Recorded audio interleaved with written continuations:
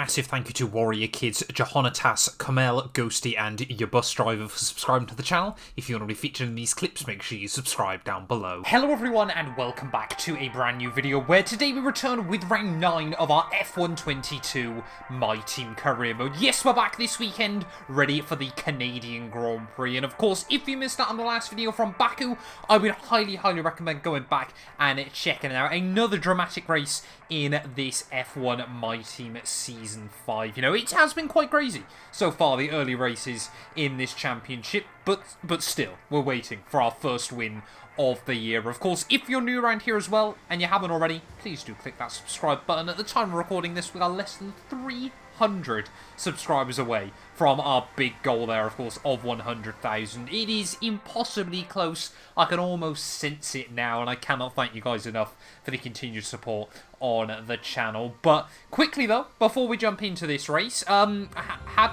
a few issues at the last recording, to be completely honest. I wrapped up everything, I saved what I needed to, and I had to actually very quickly jump onto iRacing to do another race over there, and it completely wiped the result from Baku. I don't know why it wiped the result, but it did, and it just scripted it. So Charles Leclerc took the win, Lando Norris came P2, and I got yet another DNF, because apparently that's what this game likes to do to me at the moment. So the points are a bit different to what we were expecting. It has really annoyed me, of course, because you can't go back through and change them either on this game. So Lando Norris is still P2 in the championship, 24 points back.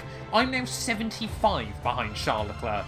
I don't quite get how that works, but that's apparently how it works there. So we've got a lot of work to do. Let's get into it. Canadian Grand Prix. Can I now finally break my duct? I really do hope so.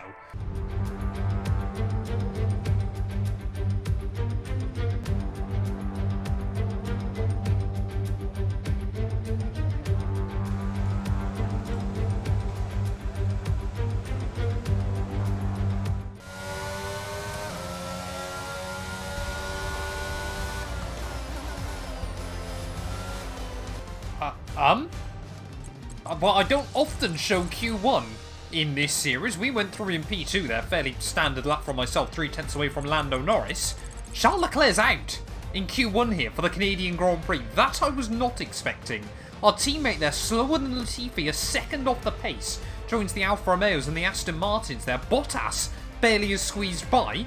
That was not what I thought would happen here. This is a bit of a weird way then to intro qualifying here from Canada, but it really has changed the chemistry of this Saturday's session. Charles Leclerc out in Q1, so now Lando Norris and I have both got a big opportunity to try and take some points out of him. Huge wobble as we head out of the final quarter. Of course, it is a 35-lap Grand Prix tomorrow, so plenty can happen over the course of a race distance. But yeah, with Charles Leclerc down the order, we need to try and put this thing right up to the front of the grid. Always the toughest challenge around this venue, which I almost messed up on my out lap, or starting my proper lap, is of course the final chicane, the Wall of Champions here. I'm trying to break just at the 100-meter board, attacking the curves on the way and then nudging the wall on the way out. But we need to try and get at least close to the 108, 109.1. Only puts us P9 there, about 3 tenths from fastest. The margins are so tight around this track. Right, well, looks like a few cars then have opted to stay in the pits then, but we cannot afford to be way too close to the danger zone here to risk me going out in Q2, of course, and then really handing a huge advantage to Lando Norris. Will mean we've only got one fresh set of tyres ready for Q3, but let's get it. Well, luckily, it doesn't look like anyone else is really improving either here towards the end of Q2. The sun has started to shine again, so I wonder if the track's just got a little bit too warm, but we're in our way through the bus stop chicane. They're up to what? The bus stop chicane? Sorry, the Wall of Champions chicane. We will find another 2 tenths. That'll put us P6. We're safely into Q3. But if there's one thing being made clear to me so far here in qualifying, this is really not a track for this Audi car. I mean, we just cannot get close to those top times being set at the moment, and of course neither could Charles Leclerc there. We're going out for our first run on a scrub set. If we can try and get towards the 8s again, that would be nice, but yeah, top cars down into the mid-8s. Oh, it's so scary heading through that final chicane. It never gets any easier on F1 22, but up towards the line. First lap's been okay, 9-0 again, but it's still only good enough for P9 there, as Bottas has done an 8.5, and he's only gone 6th. Final lap then here from qualifying for the Canadian Grand Prix. Ricciardo has set the pace down on a 1:08.2. We are just not going to be able to get anywhere near that, but we've got to try and find any time we can.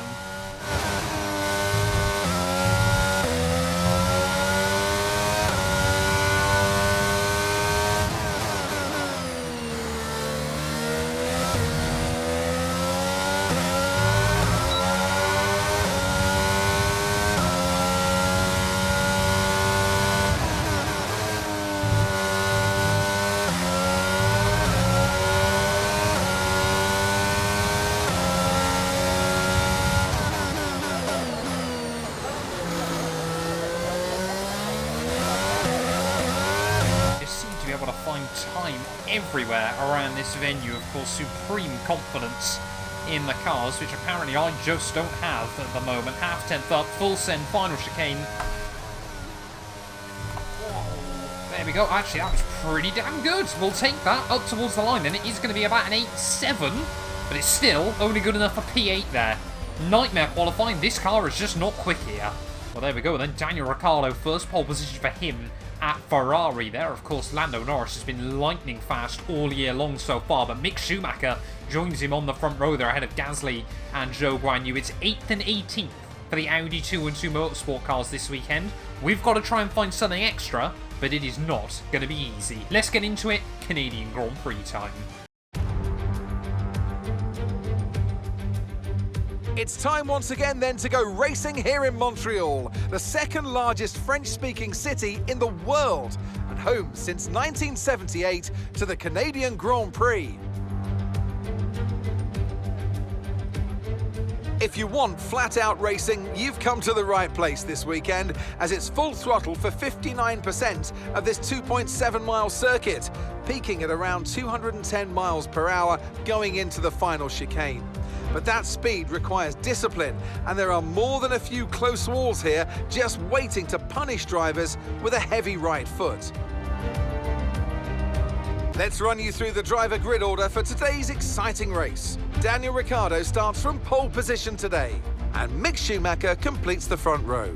Looking down the rest of the grid, we have Zhou, Norris, Valtteri Bottas, and Ocon, Mr. Monaco, Drugovich, Tsunoda, and Alex Albon, Oscar Piastri, Gasly, Yuri Vips, and Stroll, Deruvala, Leclerc, Daniel Ticktum, and Robert Schwartzman. Perez, they've taken a grid penalty. Latifi, Théo Pourchaire, and Kevin Magnussen fills the last spot on the grid.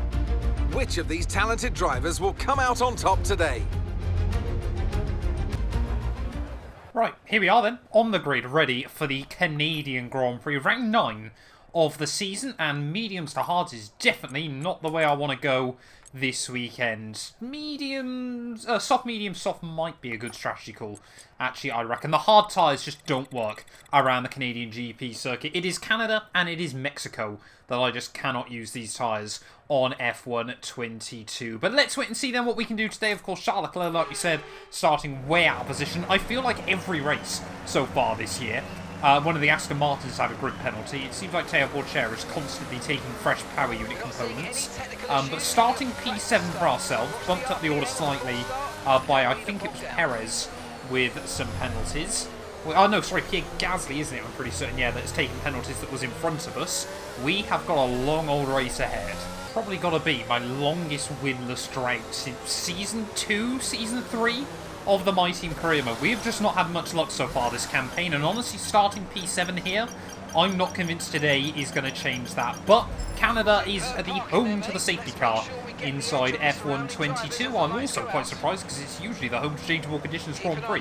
But apparently it is going to be sunny skies throughout the race here today. Waiting on Théo Pourchaire then and Kevin Magnussen at the rear of the field. Let's see if we can try and get a good start on the run in towards turn 1 there. Build up the revs, 5 red lights.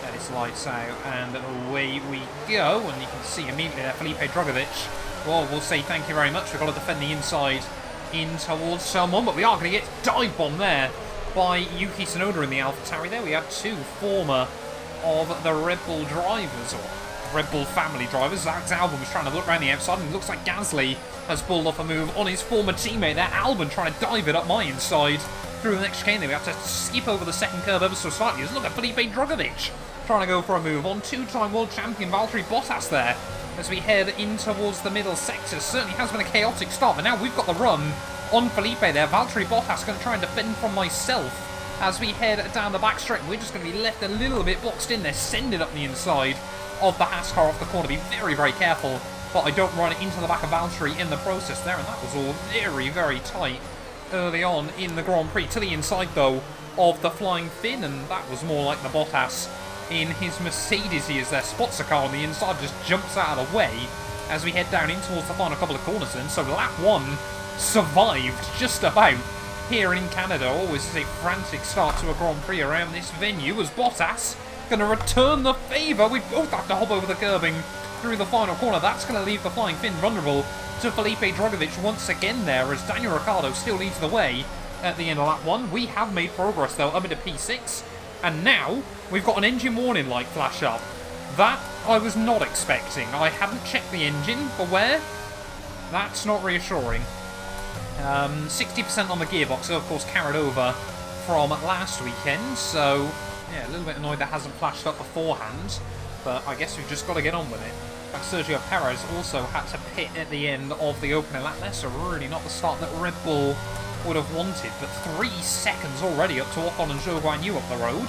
We've got to try and get out of the DRS range of Drugovich behind, because that Haas car is looking racy. Of course, we are on the softer tyres. There is a big amount of wheel spin off the corner, but yeah, we've got to try and pull away. Well, Ricciardo's still setting the pace there onto an 11.3, but luckily we've kept Drugovich out of the range.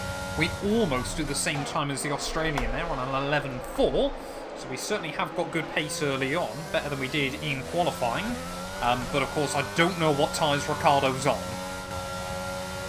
Oh, there we go. New fastest lap of the day, down into the 11.2s there, so still finding more and more pace on this set of the self-compound tyres. Yeah, luckily as well, of course, pulling away from Felipe Drugovich. Looks like those McLaren cars are having quite the battle as well there as well. That was a bit deep on the way in. We gather it up nicely, though, off the corner. But yeah, if those two McLarens can start fighting, might allow me to get a bit closer.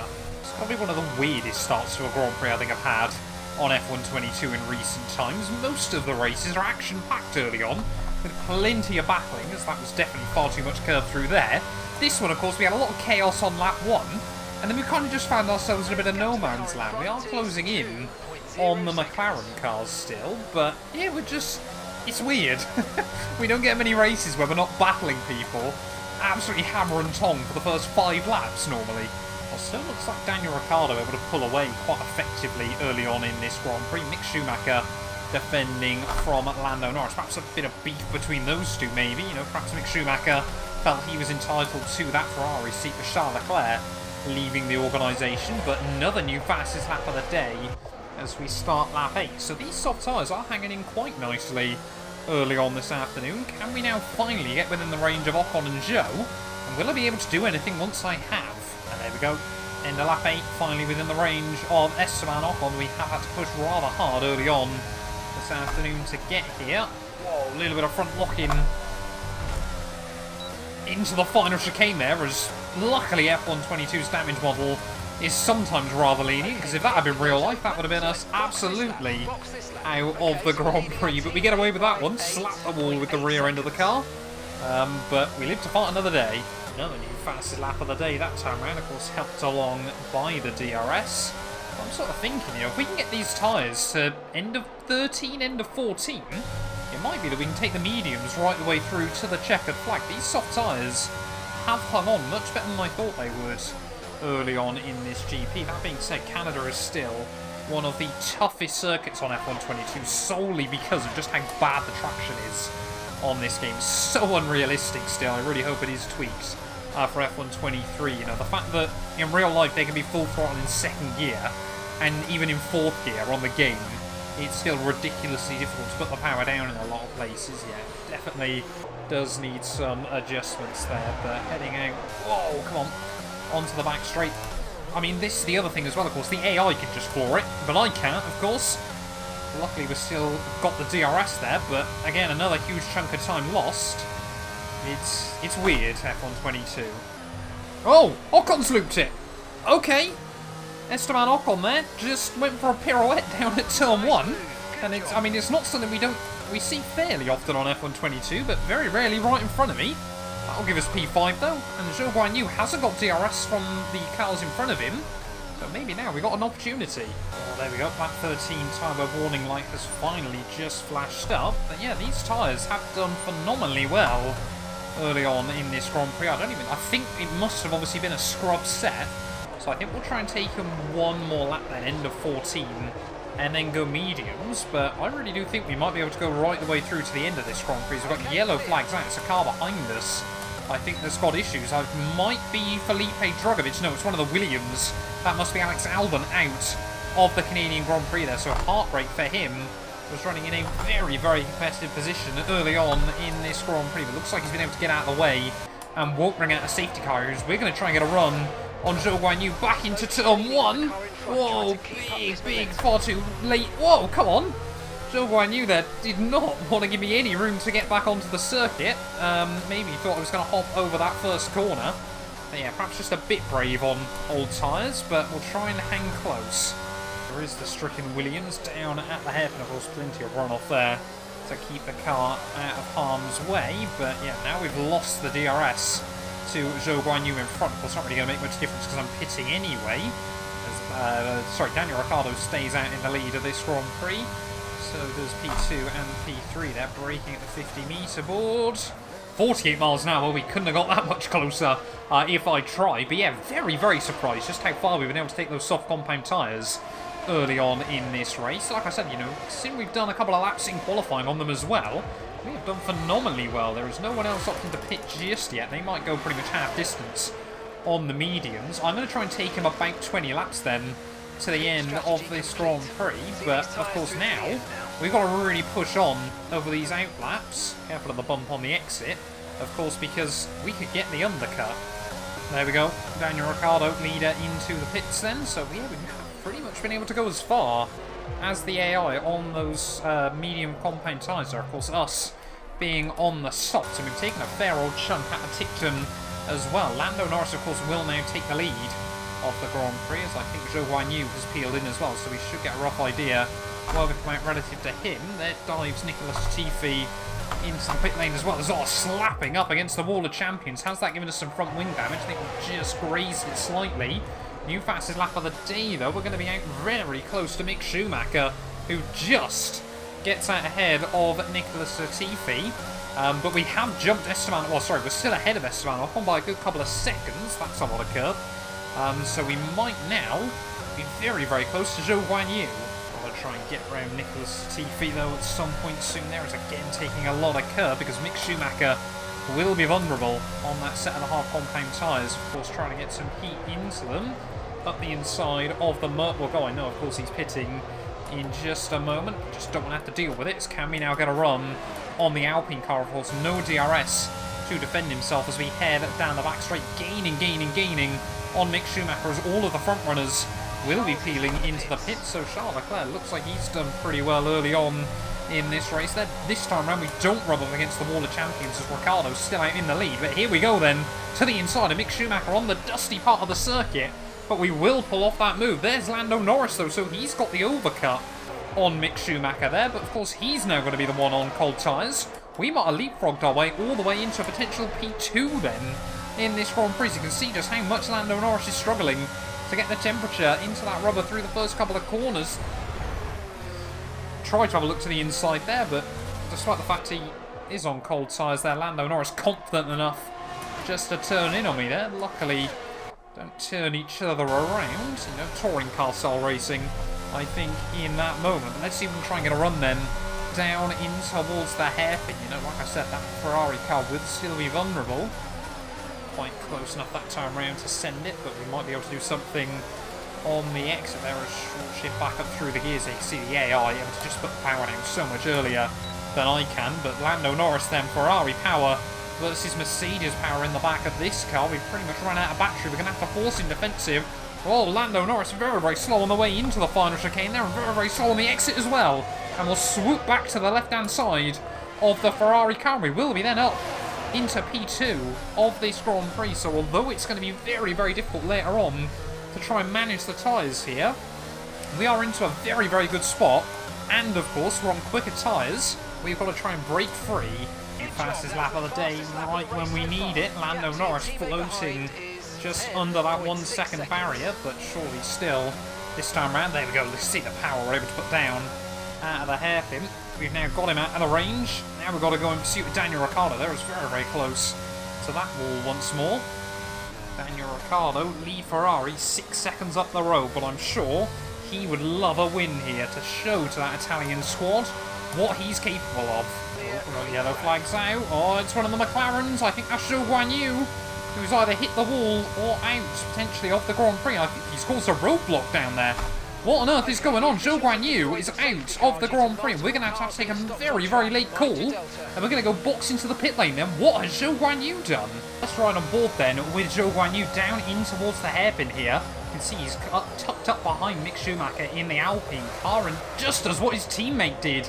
Loops it round on the throttle, and you can see there one of the Red Bulls. Oh no, it's must be the other Alpine of I can't remember who that is in the other Alpine off the top of my head there. And you can see he does get ghosted in the end, but already a huge train of cars stuck behind him, and Zhou Guanyu has caused carnage here. Luckily for the ghosting Charles Leclerc, you can see there as well, losing out a handful of positions because of it. So it not only has hurt Zhou Guanyu, but it's also hurt my teammate. Right, where we are, we're going to re-emerge then in this race. Gasly heading back down the pit lane then, so we can see Lance Stroll as well. Looks to be on the alternate strategy, but yeah, we're going to have to really look after these tyres on the out laps. But P8 then, on a fresh set of softs against hard tyres, we have got to try and carve our way through off this restart. And I know a lot of you are probably wondering why on earth I pit onto those soft compound tyres again, but I thought, of course, we managed to extend the... we managed to extend the first stint quite far on the softs. I'd much rather be a lot quicker than the AI than a little bit quicker. I was still worried about what's going to happen to those mediums towards the end of the race. So 10 laps then on a set of the soft compound tyres. We should safely be able to make it through, as Ricciardo then leading the way out of the final couple of corners. It is going to be green flag racing once again here in Canada, but we now should have a huge advantage, at least for a few laps of this restart there, to really muscle our way around the AIs. You can see immediately trying to look around the outside of Pierre Gasly there, just sort of work out how much grip we've got relative to those other cars. But yeah, it is going to depend on how quickly Ricciardo is able to break free once more.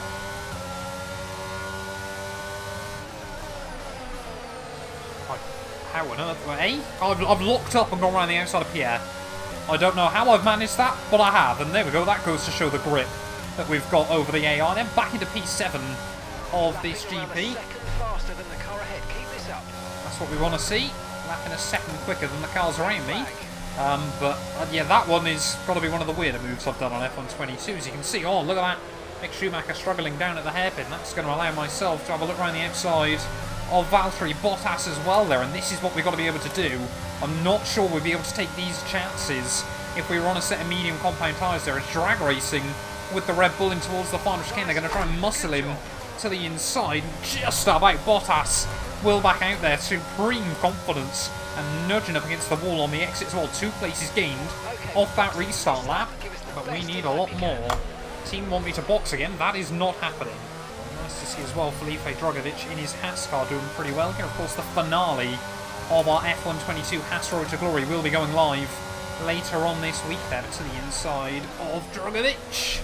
Just so I keep it between the white lines, and we're up another spot then, back into P5 of this Grand Prix. Of course, the most important thing is I get back to P2, because that, of course, would mean that I haven't lost anything by taking this gamble. But yeah, I really just wanted to give myself a shot at the victory. Next up, Ocon. One more yellow flags out. Someone else has got issues. I think that might be Latifi in his home Grand Prix then. Nicholas Latifi will be dropping to the wayside in what has been a disastrous year. Another disastrous year for him and Merck. Latifi, I think that's just an engine failure. Right, come on, let's try and get a run down into the hairpin on Esteban up on 2 stages of softer tyres. Does mean we can be very, very brave on the brakes.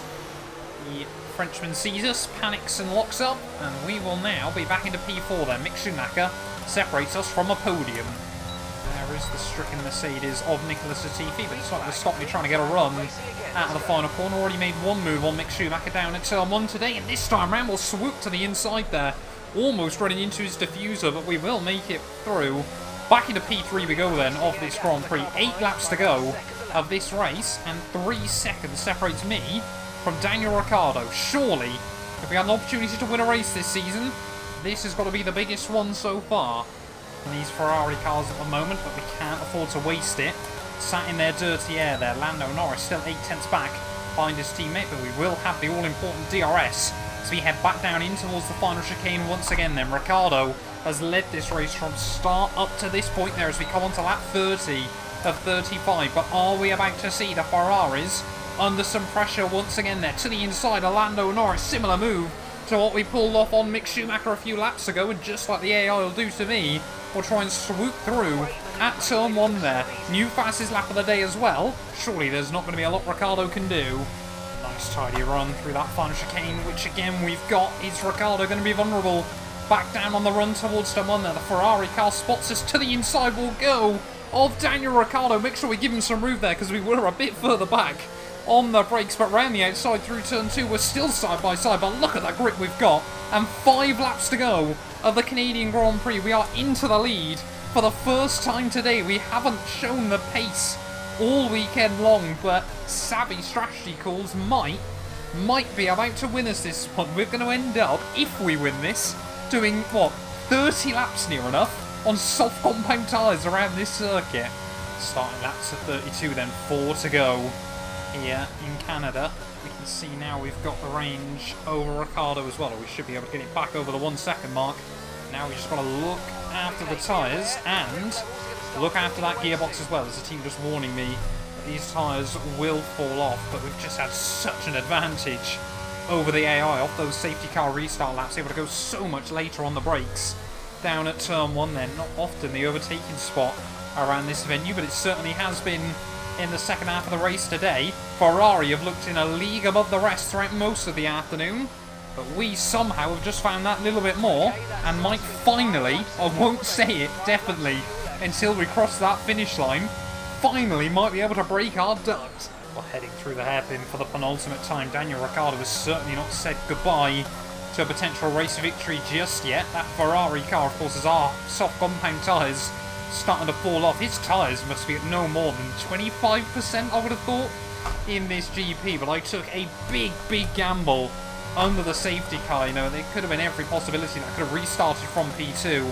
and just been able to apply some pressure to Danny Rick as well, but we just weren't taking enough time out of him after we'd gone on to those medium compound tyres. I wasn't confident in the grip they were going to be able to provide there. You know, we could have probably stuck close to him, but I just did not see a way that we could potentially get round him if I was going to be able to stay within the DRS there. But I took a big gamble, you know, we had to. We just want to try and win a race early on, or at least in the first half of this campaign, because I certainly wouldn't say round 9 is early on in a Formula 1 season anymore. Ferrari, like I said, have been rapid all weekend. This was not going to be an Audi track after qualifying. It was P8 on the grid. We got bumped up to P7 because of some grid penalties for other cars. We took a big gamble. To be honest, we got a bit lucky with the safety car timing as well, you know. Had it come out just, what, 5 seconds later, we wouldn't have been able to peel into the pit lane. But for the first time this year, heading down in towards the final chicane, we have had 0 luck so far. We should have won Bahrain. We should have won in Miami as well. Maybe even Baku last time, had I just had a bit more luck. Out of the final corner, Canada is ours. We are back on top. Did I win? Did I win? Come on! Oh, you worked hard for that one. Congratulations. Well done.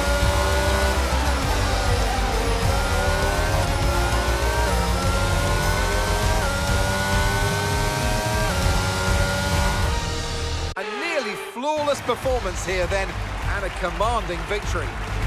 So Natalie, what do you think helped them deliver this result? Well, when you overtake that many people, I'd certainly hope you'd win the race. Their car was really effective in the slipstream today, and the team will be pleased that they didn't cook the engine, given how long they were spending in the hot air behind other cars. They had a lot of confidence to push their tyres hard, especially going into the corners, which allowed for some late braking and some exciting passes.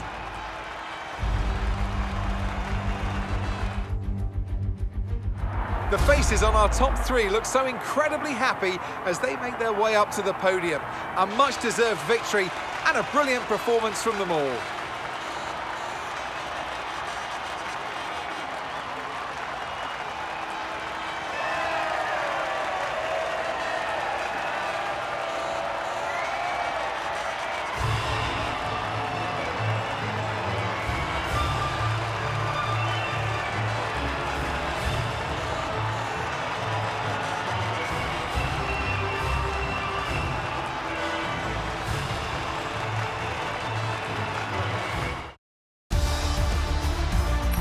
Well, it wasn't the best weekend for our championship leader, and their advantage at the top has been reduced. So let's review the drivers' standings. Let's focus on the driver of the day.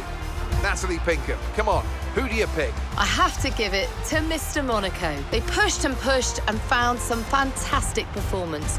It was an absolute pleasure to watch. It's time to see how things are shaping up in the Constructors' Championship. The lead at the top comes down after a strong weekend from the challenging pack. And with that, we wrap up another weekend of motorsport action. But with more races lined up, be sure to join us when we come back with more Formula One.